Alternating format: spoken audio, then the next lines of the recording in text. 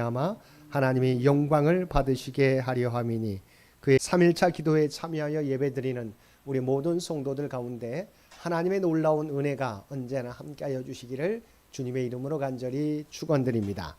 오늘 말씀은 2025년 우리 교회가 지향해 가야 될 공동체 모습에 대하여 함께 은혜를 나누겠습니다. 사도행전을 살펴보면 1세기 초대교회 그리스도인들의 모습이 잘 나타나 있습니다. 복음이 전파되어 주님의 교회가 세워질 때 초대교회에 나타난 두 가지 특징이 있었습니다. 하나는 핍박이고 또 다른 하나는 칭송이었습니다. 핍박과 칭송, 어쩐지 어울리지 않는 단어 같지만 이 두 단어가 1세기 초대교회 그리스도인들을 묘사하는 데 쓰여졌습니다. 그들은 신앙 때문에 많은 핍박을 받았습니다. 그러나 동시에 사도행전을 보면 온 백성에게 칭송을 받더라는 말씀이 반복됩니다. 그러니까 믿지 않은 사람들이 그리스도인들을 핍박하면서도 동시에 그들의 삶 속에서 도저히 부인할 수 없었던 믿지 않는 자신들과 다른 모습들을 본 것입니다. 그 달랐던 삶의 모습 가운데 하나가 사랑이었습니다. 당시에는 로마 황제에게 보고되는 많은 보고서가 있었습니다. 지금까지 남아있는 보고서 가운데 하나가 아리스티데스라는 사람의 보고서에 있는데 그는 그리스도인들을 정찰하는 임무를 맡았습니다. 그리고 황제에게 보고하면서 한결같이 그리스도인들의 행태를 묘사할 때 그들은 서로 사랑하는 사람들이었다는 것입니다. 근데 사도 베드로는 이러한 그리스도인들의 특징이 시간이 지나면서 퇴색되어 가는 것을 보면서 종말의 때 우리가 회복해야 하는 것이 무엇인지 오늘 본문 말씀을 통해서 권면하고 있습니다. 4장 7절과 8절 말씀입니다. 만물의 마지막이 가까이 왔으니 그러므로 너희는 정신을 차리고 근신하여 기도하라. 무엇보다도 뜨겁게 서로 사랑할지니 사랑은 허다한 죄를 덮느니라 말씀하고 있습니다. 사도 베드로는 먼저 만물의 마지막이 가까이 올수록 정신을 차리고 근신하여 기도하라고 권면하고 있습니다. 사도 베드로는 하나님과의 관계에서 후회 없는 결산을 준비하기 위해 가장 중요한 것이 먼저 기도라고 말하고 있습니다. 7절 말씀입니다. 만물의 마지막이 가까웠으니 그러므로 너희는 정신을 차리고 근신하여 기도하라. 그러면 기도가 무엇입니까? 기도는 결국 내 인생의 초점을 하나님께 맞추는 것입니다. 우리는 하나님의 이름을 부르면서 하나님을 바라봅니다. 하나님과의 바른 관계는 끊임없이 내 인생의 초점을 하나님께 맞출 때, 하나님을 바라볼 때 만들어지는 것입니다. 그래서 베드로 사도는 먼저 하나님께 내 인생의 초점을 맞추는 기도를 강조하였습니다. 그러나 거기서 끝나지 않습니다. 그 다음 8절에 무엇보다도 뜨겁게 서로 사랑할지니라고 말씀하고 있습니다. 또 하나의 결산을 위해서 우리가 준비해야 하는 것은 사랑의 준비라는 것입니다. 성경은 우리가 역사의 마지막을 향해서 가까이 갈수록 사람들이 사랑을 잃어버리게 될 것이라고 경고하고 있습니다. 마태복음 24장 12절 말씀에 보면 예수님께서는 종말론적 역사의 한 표징을 이렇게 말씀하십니다. 불법이 성함으로 많은 사람의 사랑이 식어지리라. 그리스도인들까지도 사랑이 상실되는 비극의 시대가 온다고 우리에게 경고하고 있습니다. 디모데후서 3장 1절과 2절 상반절에서도 바울 사도는 이렇게 말하고 있습니다. 너는 이것을 알라. 말세에 고통하는 때가 이르러 사람들이 자기를 사랑하며. 종말의 때에 나타나는 또 하나의 지구는 자기를 사랑하는 것이라는 것입니다. 우리가 자기를 아낀다는 것은 잘못이 아닙니다. 그런데 자기만 사랑하는 것, 자기밖에 모르고 이웃에 대한 관심이 없는 극도의 이기심이 지배하는 시대는 문제가 있는 것입니다. 그런데 이것이 종말의 때에 나타나는 특성이라는 것입니다. 그렇기에 하나님께서는 사도 바울을 통해서 서로를 뜨겁게 사랑하라고 권면하고 있는 것입니다. 교회 창립 100주년을 앞두고 있는 우리는 다음 선교 100년을 준비하면서 참된 믿음의 공동체의 모습 가운데 사랑의 모습을 회복하는 저와 여러분 모두 되시기 바랍니다. 두 번째, 우리가 서로 뜨겁게 사랑해야 되는 이유는 깨어진 관계의 회복을 위해서입니다. 8절을 다시 한번 보면 무엇보다도 뜨겁게 서로 사랑할지니 사랑은 허다한 죄를 덮느니라고 말씀하고 있습니다. 공동체에 깨어진 관계를 회복하는 데 있어서 중요한 것은 내 주변 이웃들의 허물과 죄를 해결하는 것입니다. 본문에서 죄를 덮는다는 것은 불의한 것이나 잘못된 것을 그대로 지나친다, 간과한다는 뜻이 절대로 아닙니다. 성경에서 덮는다는 단어는 죄의 용서와 같은 의미로 쓰여집니다. 그래서 예수 그리스도의 피로 죄가 가리워진다, 덮어진다는 것은 죄의 용서와 같은 의미입니다. 로마서 4장 7절 말씀에 보면 불법이 사함을 받고 죄가 가리워짐을 받는 사람들은 복이 있고 말씀하고 있는데 이것은 곧 죄 용서함을 받은 사람들을 의미합니다. 우리는 주님의 십자가 은혜를 통해서 죄 사함의 은혜를 받았습니다. 그러한 은혜를 입었기에 우리 또한 나에게 잘못한 이웃들에게 기회를 주며 그들을 용서하는 삶을 살아가야 하는 것입니다. 저 주기도문에서도 우리에게 어떻게 기도하라고 말씀하고 있습니까?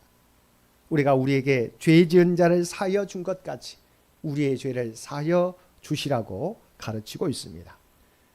죄를 덮는다는 말의 반대는 용서하지 못하고 죄를 드러내는 것입니다. 만약에 우리가 이웃들을 용서하지 못하고 산다면 우리의 삶의 모습은 끊임없이 이웃들의 허물을 드러내고 공격하고 비난하는 삶의 모습일 것입니다.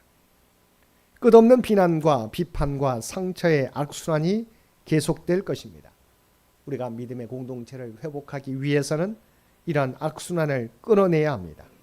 그래서 우리는 용서하는 법을 배워야 합니다. 주께서 나를 용서하시는 것처럼 허물 많은 인생인 우리가 피차 서로 용납하고 용서하는 것을 배워야 합니다. 그러면 우리는 어떻게 서로 용서하며 사랑해야 합니까? 첫째는 지속적으로 서로 용서하며 사랑해야 합니다. 8절 말씀에 보면 무엇보다도 뜨겁게 서로 사랑할지니 말씀하고 있습니다. 여기서 뜨겁게라는 헬라 단어의 원뜻은 뚜렷한 결과가 나타날 때까지 지치지 않고 계속 시도한다입니다. 이것이 바로 뜨겁게라는 단어의 뜻입니다. 뜨겁게 사랑하라는 말은 계속해서 사랑하라는 것입니다.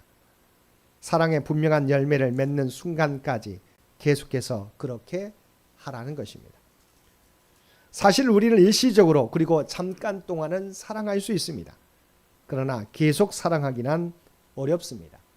우리가 계속 사랑하기 위해서는 우리의 결단이 필요합니다. 우리가 계속해서 사랑하기 위해서는 먼저 자기 감정을 뛰어넘어야 합니다. 우리 마음 가운데 사랑하고 싶은 느낌이 들지 않아도 우리는 주님의 명령에 순종하여 계속해서 뜨겁게 사랑해야 하는 것입니다. 둘째, 조건 없이 사랑해야 합니다. 구절을 보면 서로 대접하기를 원망 없이 하고라고 기록되어 있습니다. 사랑하라. 그 이후에 나오는 이 명령들은 다 사랑을 실천하는 방편들과 관련이 있습니다. 구절에 나오는 대접이라는 단어는 본래 두 단어의 합성어입니다. 사랑이라는 필로스라는 단어에다가 제노스라는 단어가 합성된 것인데 제노스는 나그네라는 뜻입니다. 그러므로 나그네까지 사랑하는 것, 모르는 사람까지 사랑하는 것이라는 뜻입니다. 대가를 바라지 말고 사랑을 베풀라는 것입니다. 사실 사랑의 위기는 어디에서 생깁니까? 내 속에 있는 기대 때문에 생깁니다. 내가 이만큼 했으면 너도 이만큼 해야지라는 기대가 충족되지 않으면 우리는 실망하게 되고 더 나아가면 우리는 좌절하게 되는 것입니다. 세 번째, 각자의 은사대로 사랑하라는 것입니다. 10절 이하의 말씀입니다. 각각 은사를 받은 대로 우리가 이웃들을 사랑하고 섬길 때 중요한 것은 하나님이 주신 각각의 은사를 가지고 봉사하는 것입니다. 10절과 11절 말씀입니다. 각각 은사를 받은 대로 하나님의 여러 가지 은혜를 맡은 선한 청지기 같이 서로 봉사하라. 만일 누가 말하려면 하나님의 말씀을 하는 것 같이 하고 누가 봉사하려면 하나님이 공급하시는 힘으로 하는 것 같이 하라. 우리가 이웃을 섬기고 사랑하는 방법은 다양합니다. 물질로 이웃들을 섬기면 좋겠지만 물질이 없어도 우리는 이웃을 섬기고 봉사할 수 있는 것입니다. 그것은 11절에 나와 있는 것처럼 우리는 말로써 다른 사람들을 섬길 수 있습니다. 따뜻한 말과 따뜻한 격려로 우리는 많은 사람들을 섬길 수 있는 것입니다. 오늘날 미국 백악관에 프랜시스 그린이라는 83세대 노파 한 사람이 나타났습니다. 이 사람은 시골에 살던 할머니인데 너무 가난해서 정부 보조금을 받고 정부가 제공하는 아파트에서 살고 있는 사람이었습니다. 그런데 이분이 레이건 대통령을 너무나 좋아했습니다. 그래서 레이건이 속한 공화당에 매달 1불씩 후원금을 보냈습니다. 어느 날 선거를 앞두고 백악관에서 모금 파티가 있었는데 매달 후원금을 내는 바로 이 할머니에게도 초청장이 왔습니다. 사실 이 모금 파티는 제게 쟁쟁한 사람들이 기부금을 내기 위해서 참석하는 파티입니다. 그런데 이 할머니는 이틀에 걸쳐 기차를 타고 백악관에 도착해 정문에서 초청장을 제시하면서 들어가려고 하는데 들여보내지 않습니다. 죄송합니다. 명단이 없습니다. 그에게 기부금을 내지 않았으니 명단이 없는 것이 당연합니다. 그러나 그녀는 자기가 매월 일부를 내고 있다는 것과 레이건을 좋아하고 지지한다는 것을 말하며 경비원과 실랑이를 벌이고 있는데 그 모습을 지나가던 백악관 비서진진의 한 사람이 보고 비서실장에게 보고하였습니다. 이어서 보고실장은 레이건 대통령에게 보고하였습니다. 결국 대통령이 그 할머니를 들어오게 해서 레이건 대통령을 만나는데 40분간 그 할머니와 이야기하더라는 것입니다. 이때 비서들은 초비상이 걸렸습니다. 그날 모금 파티를 위해서 쟁쟁하고 기란성 같은 인사들이 와 있는데 레이건 대통령은 시골에서 올라온 할머니와 40분간 이야기를 나누고 있었던 것입니다. 40분이 지나자 그는 싱글벙글하면서 나오더랍니다. 비서실장이 지금 이렇게 많은 사람들이 기다리고 있는데 어쩌자고 그 노인과 40분씩이나 걸려서 격려하셨습니까? 라고 따져 물었답니다. 그래서 레이건 대통령이 격려를 하다니 무슨 말이요? 내가 도리어 격려를 받았어.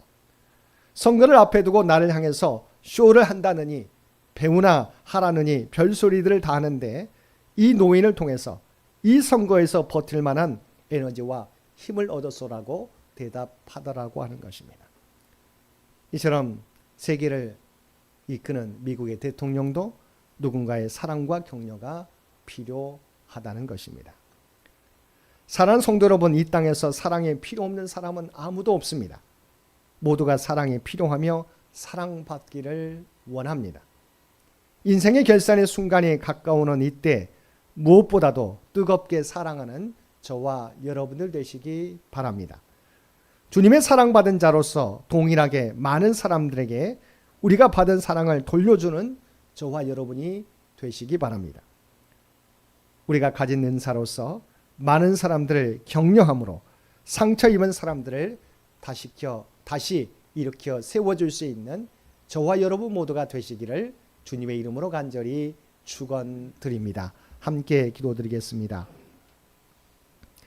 사랑과 은혜가 충만하신 아버지 하나님, 하나님의 카이로스의 시간이 가까워지는 이때 사랑의 공동체의 모습을 회복해가는 우리 모두가 되게 하여 주옵소서.